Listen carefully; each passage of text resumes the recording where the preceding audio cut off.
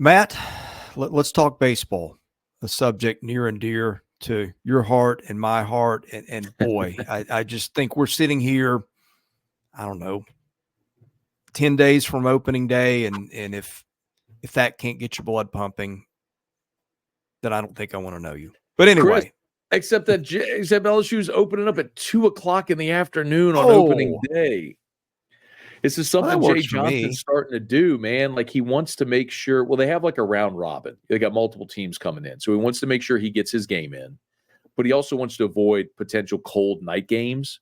So he's playing a lot of these Fridays early in the season at 2:00. So it's for a guy who does an afternoon drive radio show from 3 to 6, the 2:00 first pitch sucks. All right. Just say it flatly. Jay's not doing me any favors.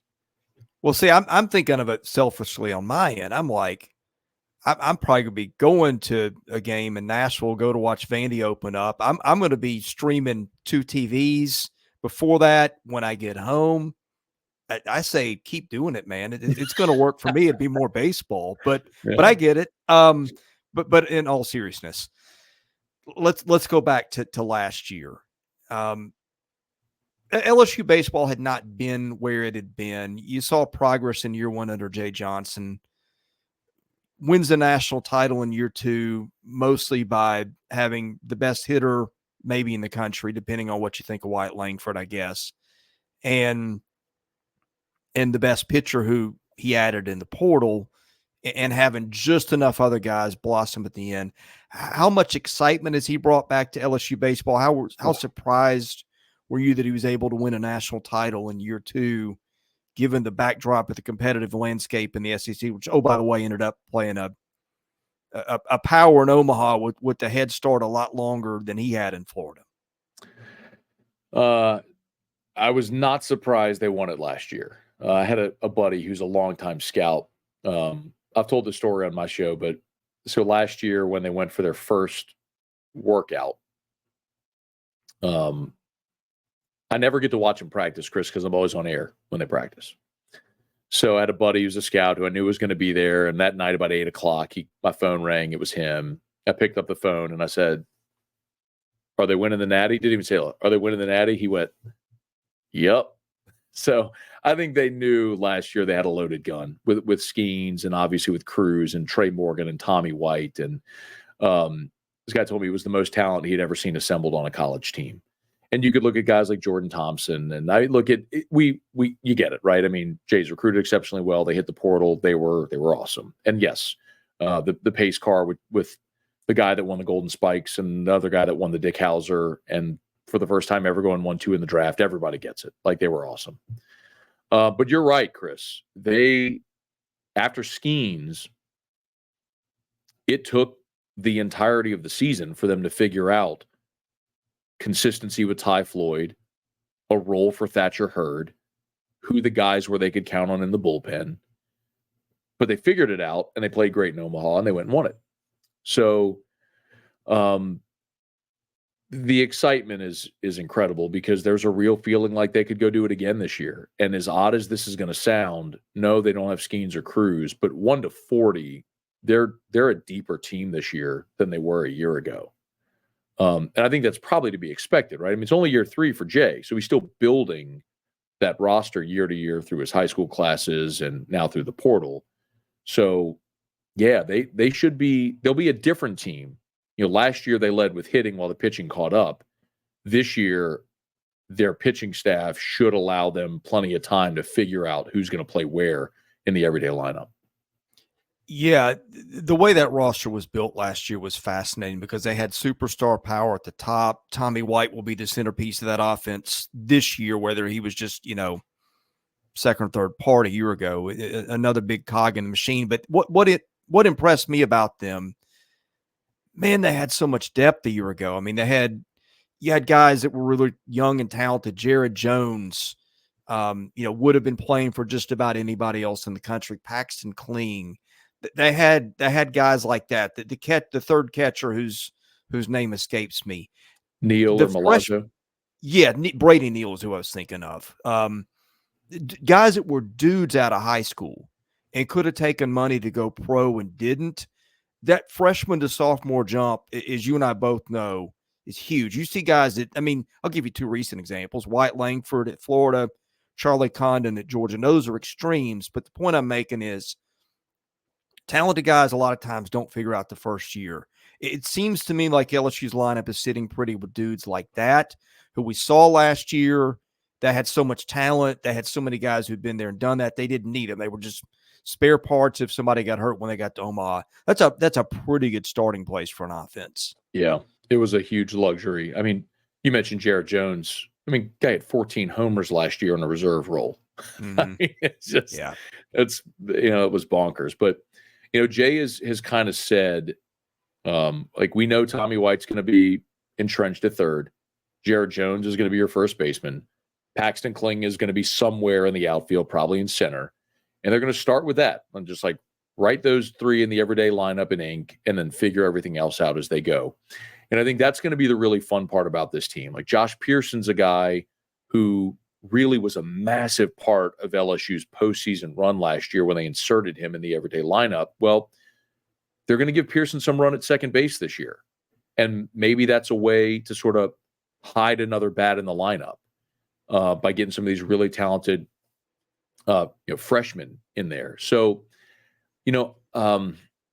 they went into the portal. They brought in a guy like Mac Bingham, who's a fifth-year guy who Jay had at Arizona with him. And so they're bringing him in. He could be maybe like one of those veteran glue guys, kind of like Cade Beloso was last year for LSU. I'm going to be fascinated to see what they do at catcher because you got Hayden Travinsky back. You got Alex Milazzo, who's really your defensive ace. And then you got Brady Neal, who you mentioned was the freshman last year, who had won the starting catching job before his injury. So they're going to likely platoon at catcher. If you want a name to watch that everyone's real excited about, like you can't talk to anybody on that staff without hearing it, it's Jake Brown. So Jake Brown is a freshman from Sulphur, which is Southwest Louisiana. He's a lefty he's a pitcher. He'll also play outfield. He can hit with power. And they think he might end up being a better pitcher than position player, but his path to the field as a freshman is probably going to be at one of the corner outfield spots, and hitting somewhere near the bottom of the lineup and adding another power bat. So Jake Brown's a guy they like a lot, man. And that's a name I think SEC fans are going to have to get to know here over these next several years. Well, they also added Michael Braswell, who started his career at South Carolina like a house on fire, was a two-way guy. I don't know what happened. He struggled, didn't hit the ceiling that I think we all thought he would hit right out of the gate. What's it look like for him at LSU this year? I think, barring something unforeseen, Chris, I think he's going to be the opening day starter at short. He'll replace Jordan Thompson. At least that's the idea. And from all accounts, he had a really good fall. And whatever the thing is that caused him to kind of get sideways at South Carolina, if it was injuries, if it was just not being in the everyday lineup, getting opportunities, whatever it is. I don't know. I didn't watch every game he played at South Carolina. They feel like they've sorted some of that out with Braswell and got him in a really good headspace. And the athleticism is undeniable. The size, the body, the tools are there. So I think there's a really good shot you see him at short. And I'll tell you, Chris, remember, Gavin Guidry was the number one player in Louisiana when he signed and came in last year as a freshman. And because you were cemented at your middle infield, he ended up pitching last year, closed out the World Series. And Gavin Guidry got the final out of the World Series. And, there's a real thought, you bring in that guy who passed on a lot of money out of high school, that he was going to get a shot at one of those middle infield spots this year. Well, the fact that Jay Johnson said, no, Guidry is going to pitch, like he is a pitcher on this team. I mean, that tells you the confidence level they have in the guys they've brought in to replace Gavin Dugas at second, another like veteran glue guy, and Jordan Thompson at short, who started every game at shortstop in Jay Johnson's 2 years here. So I think they feel good about Braswell. We'll see. I mean, they still got to turn the lights on and go play, but I think they feel really good about where they are right now in the middle infield. Well, and it feels like we kind of buried the lead, which is, it feels like they're maybe a little stronger on pitching, not that they're not strong on offense, but I mean, you saw Thatcher Hurd, who's super talented, start to figure it out in his first year after transferring from LSU. They got Gage Jump from UCLA, Luke Holman, who was probably maybe a top 10 guy in the portal from Alabama. They started to develop a little bullpen depth, as you alluded to, in Omaha, enough guys to get outs. It feels like this pitching staff is as good as we've seen for LSU in a few years. I don't think we buried the lead, man. When you lose the top 2 picks of the draft, that's the lead. But I mean, with that in the rearview mirror, you know what I mean. Know what you mean. I know what you mean. We might have done it there too, but no. So I think rich people problems. Right. These are definitely first world college baseball problems. Yeah. I think the way that they'll set the rotation opening weekend is Hurd, Holman, Jump. And boy, they like Gage Jump a lot. He's a lefty from UCLA who had the UCL 18 months ago. So he had Tommy John 18 months ago, but all accounts are he's back full throttle, no limitations. So, that I asked my buddy Kendall Rogers from D1 Baseball, if they go Hurd, Holman, Jump, where would that rotation be nationally? I'm not going to sit here and tell you I know what Stanford's rotation looks like this year, but he said easily top 5 in the country, which sounds about right. I mean, you have 3 guys that most anywhere would be a Friday night guy that are making up your rotation. For context, Cameron Johnson is a guy that if you would have gone back and looked at mock drafts for this past summer's draft, Cameron Johnson was in everybody's top half of round 1. A lot of mocks had him in the top 10. And he is built like a defensive end, Chris. I mean, he is 6'4", 240. I mean, solid, and throws 100 from the left side. Like, that kid's a bullpen arm on this team.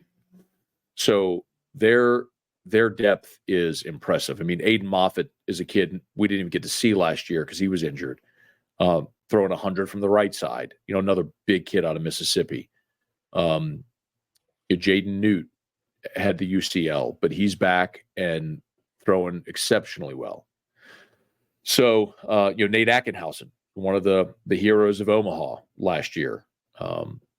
Griffin Herring, another guy who was huge for LSU in the College World Series, is back. I mean, they got a dozen lefties. It's crazy. They're pitching. They are certainly not wanting for options, but it's kind of like where we started, Chris. It's the inverse of a year ago, where they knew they had Skeens and they had a whole bunch of offense, and they were going to have to figure out the pitching behind him. This is kind of going to be the inverse, where, man, they got a lot of arms. You got Tommy White, you got Bear Jones, you got some guys that you're going to count on to produce for you, to be run producers.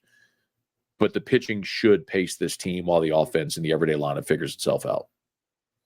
Any parting thoughts on LSU baseball that we didn't get to? Schedule, SEC race, wherever you want to go with this? I think most college baseball fans are going to be really excited to watch these series that LSU has. I think the league did a good job. I mean, LSU is going to play Tennessee, Arkansas, Vanderbilt. So I think the schedule will be fun. Mostly it's with this team, it's just the expectation.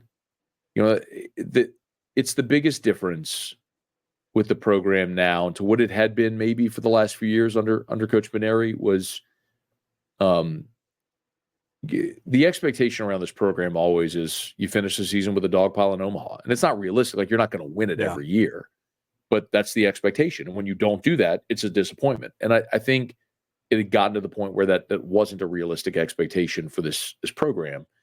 It is now. And I don't know. I mean, look, you got to get there, and then you got to go play really well for 10 days in Omaha in June. But just like last year, this team's capable of doing it. And if they're not there doing it, it's going to be a massive disappointment. Matt, really enjoyed your time with us today, as I always do. Tell folks how they find your work.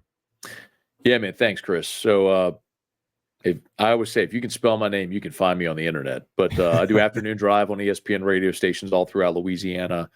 You can watch us on YouTube, 1045 ESPN Baton Rouge. podcast. If you just search my show After Further Review, or just go to any social media platform, put in my name, you will find me. Just get the vowels correct. Yeah, well, he's about as busy as any man I know, and yet he was kind enough to take time for us, which he's done many times. He's one of the best in the business. He's just a good human being. Matt, thanks for joining us today. Always my pleasure. Thanks, Chris. All right, you've been listening to and watching Southeastern 14 presented by Bet Online.